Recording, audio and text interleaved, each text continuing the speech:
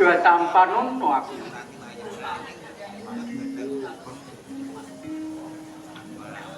Wong prayoga nganggo ngadep ana ngarepene kok. Sandiro. Nun inggih Bapak Wajar. Padha becik tekamu ana ing padepokan Gunung Lawu. Puji pangajuripun ingkang Bapa tansah lumisu dhumateng dasar kawula Bapak. ndak tampa mung pamudra tampano lan kepenakno anggon ngadeg. Mugi dadosno ing jedimat Bapak Ajar. Aku sakuse kabeh pagawan wis rampung. Aku arep takon marang kowe. Kabeh anggonmu gladhe kabeh para nonoman ing wewengkon Gunung Laut. Kepareng aku sakderengipun pun terlepas pangawen. Ora dadi ngopo aku. Saya para nenek-nenek ing kapan Gunung Laut. Kados wonten badhe. Ing jowo kasentepan sing wonten parang Yo. nenek-nenek iki tunggal kabudayan. Wami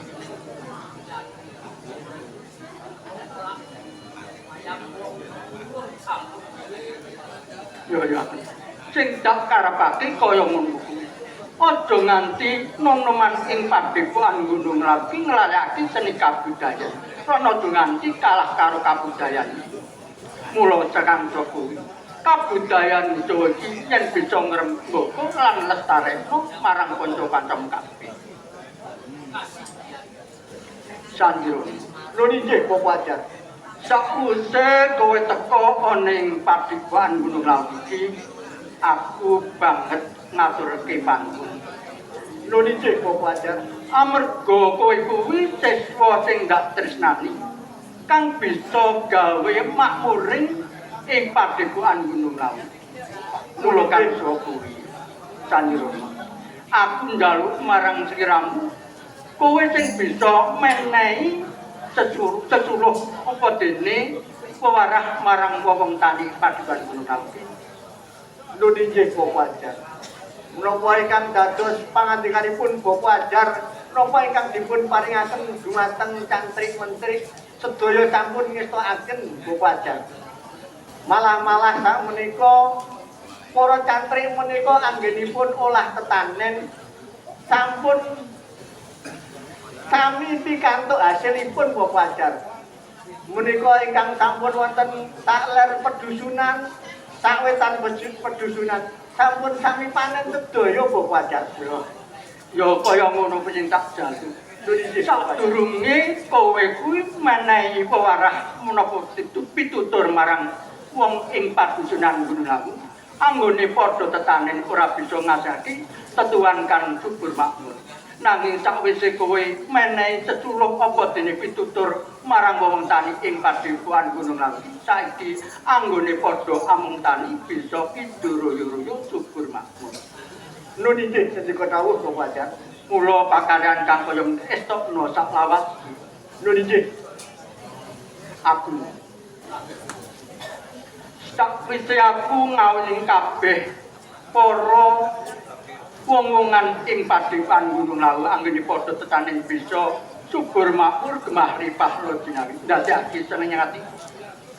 Nanging aku kang ndadekake susah ing atiku ora ya mung kakangmu menjangan diri. Kang wis pirang-pirang dina iki ora ana bali, ora ana ketok ning padepokan Gunung Laut. Lah iki banjur menyang ndi kakangmu? Kerang iki.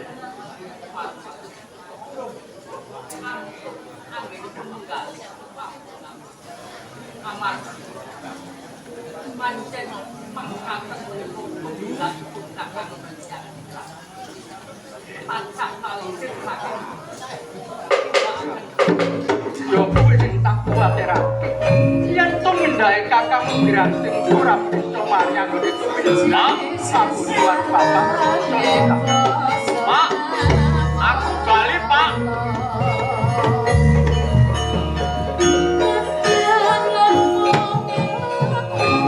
Pak, Granting balik Pak.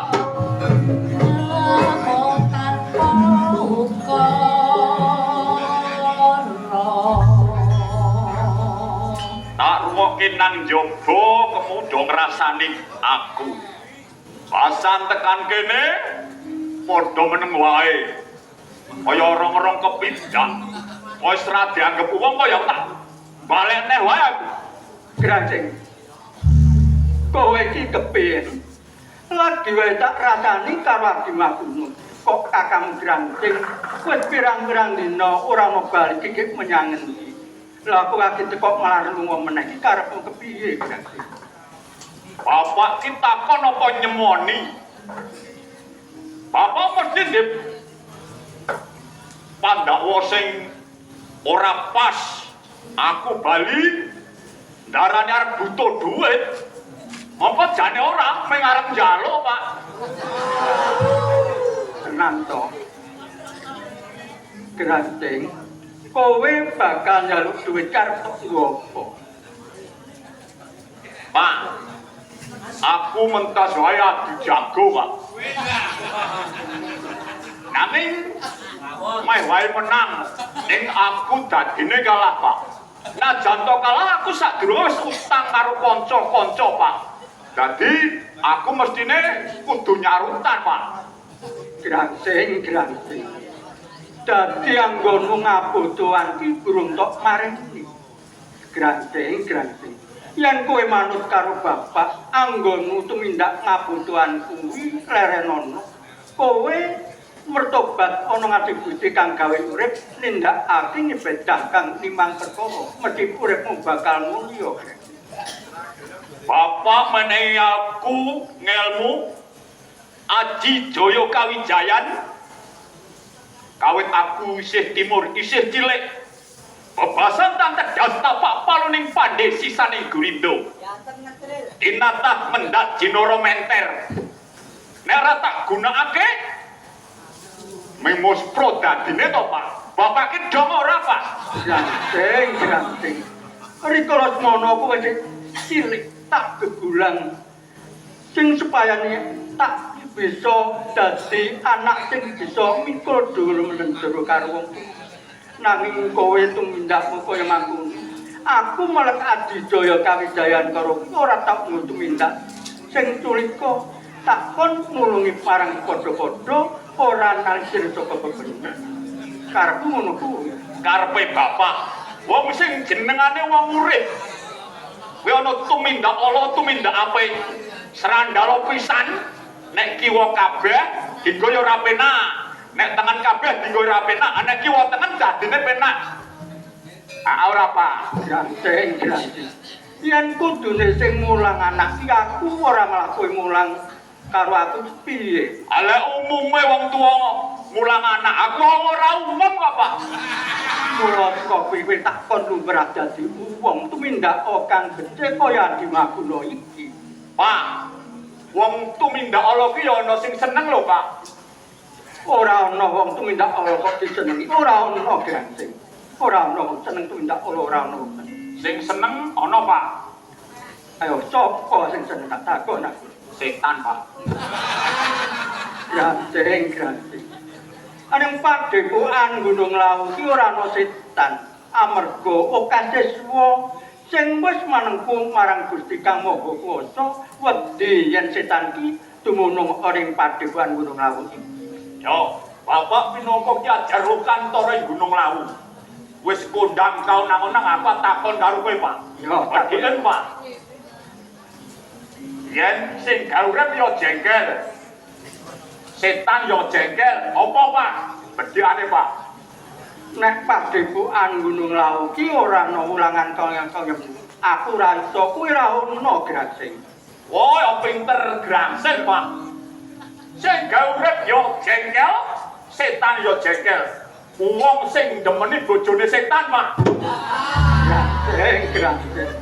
Yen padepokan Gunung Lawu ki ra ono sing wong demenan. Nanging yen nyenengi bojone wong kita yo ono sing ora akeh. Sakarmu, Pak.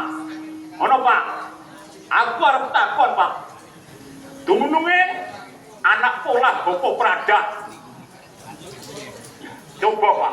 Kandakno aku tak ngerti, Pak. Yo bener. Paribasan ngono anak pola kudu wong tuwa Prada. Nanging ming kari delok-delok pola anak kuwi genah apa ora. Yen pola anak ora genah wong tuwa yo wajib nyegah. Ing kamangka pola kuwi ora genah. Ra genah tumrape Bapak, Pak. Simbok baru ora ono, Pak. Atukane banyu ra isih to, Pak? Graseng, graseng. Kowe iki kepiye to yo? Wis ngertine mbokmu ora ono pira-pira kuwi ndongakno yen mbokmu anggone kapundhut ana ngajeng Gusti kang gawe ripi ditampa amal badyane lan di apura kabeh dosane malah kowe ngucapake tukon banyu kuwi bocah apa? Rasa mulang, Pak, aku wis ngerti. Graseng, Pak. Sawah do desa, sawah Aguna ra isih to, Pak. Tak dol yo, Pak. graseng. Kowe adol sawah piranggun. Sawah mungkar sak nggon badyadimu kok bakal tok jaluk tok dol. Aku ora ngentuk. Kepiye aku? Yo. Piye adikku Aguna?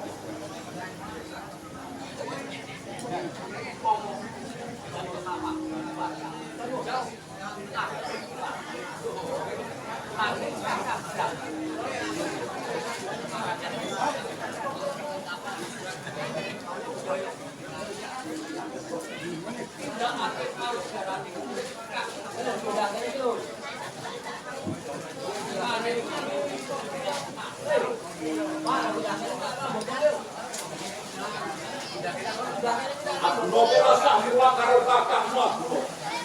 Nek bakku sawah kakdo, kanggone main, oyane senang, wis bakal tak dadi omah. Nggih.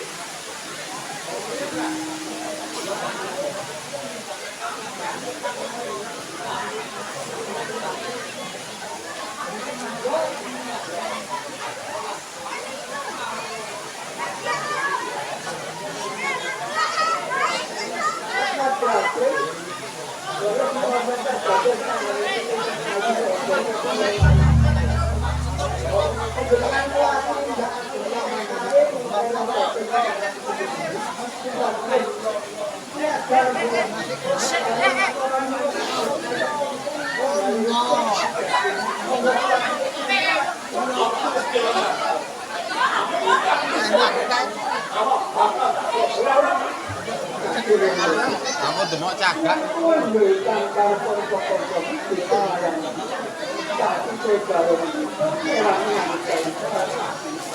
Kirawe kok, Pak?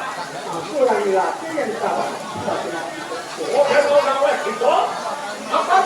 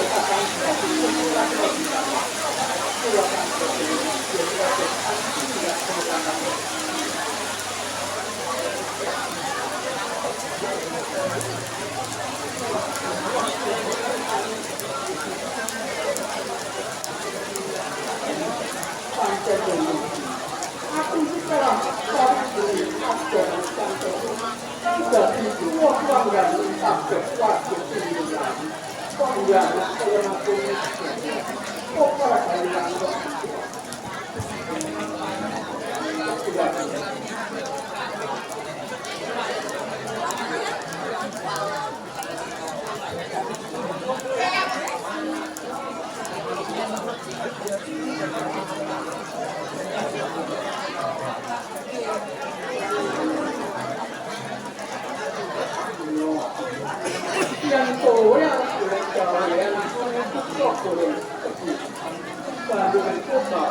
Yang